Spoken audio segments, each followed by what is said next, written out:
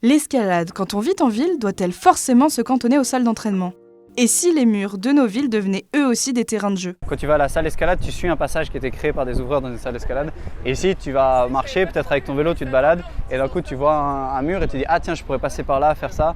Et je trouve que ça ouvre un peu plus à la créativité. Avec les températures qu'il fait en ce moment, l'été, aller dehors plutôt que d'aller en salle, c'est plutôt une bonne chose. Je pense que l'intérêt aussi, il est aussi de rencontrer plein d'autres gens. C'est-à-dire que la conversation, elle se fait hyper facilement, à la fois avec les gens qui te rejoignent pour grimper, mais aussi avec les passants, etc. C'est hyper facile de communiquer là-dessus parce qu'il y a un côté hyper enfantin aussi à aller grimper les murs un peu partout. Quel est votre conseil pour pratiquer l'escalade urbaine ?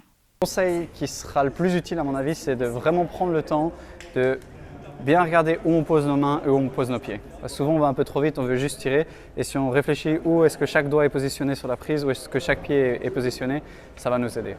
Là maintenant tu te lèves sur les pieds, puis tu peux prendre ça un petit coup. Voilà, et maintenant ici. Avec laquelle ? Droite, celle-là. Voilà. L'escalade, contrairement à ce qu'on peut avoir en tête, c'est pas forcément toujours grimper très haut, quoi. Ce qui est hyper intéressant dans les bords de Seine, etc., c'est de faire des traversées. C'est-à-dire qu'en fait, on est à 50 cm du sol, mais en fait, sans toucher le sol, on va se promener en fait sur la paroi. Et le deuxième, c'est qu'effectivement, c'est hyper conseillé d'avoir un crash pad, un petit matelas en mousse, qui fait que du coup, quand on va tomber, ça va amortir une partie du choc. Le premier conseil, ça serait de bien se renseigner sur le site où vous allez, donc pour être sûr du parcours que vous allez escalader, de la sécurité en bas, pour ne pas risquer de se faire mal ou de se faire peur, et puis d'y aller avec des amis pour profiter d'un moment dehors au soleil en plein air. Comment trouver les bons endroits ? Et alors les spots urbains autour de Paris, déjà vous pouvez les découvrir par vous-même, en vous promenant, trouver des endroits où en fait vous pouvez grimper. Après, il y a des structures, des associations comme Paris is a Climbing Spot qui référencent sur Google tous les spots qu'eux ont identifiés. Est-ce que c'est légal ?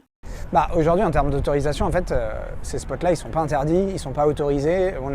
La police, elle peut venir vous voir. Nous, ici, ça nous est arrivé plusieurs fois que la police, elle vienne nous demander en fait, ce qu'on faisait. Aujourd'hui, il y a un flou là-dessus. En fait, ce qu'il faut surtout, c'est faire attention en fait, à déjà pas dégrader en fait, les endroits où on est et ensuite de ne pas se blesser. Parce qu'en fait, ce qui inquiète principalement du coup, la mairie, etc., dans ces cas-là, c'est qu'on se blesse. Ce qui est intéressant dans ces spots de bord de Seine, etc., c'est que on peut faire des traversées sans avoir besoin d'aller hyper haut, etc. et de se mettre en danger. C'est pas l'idée, quoi.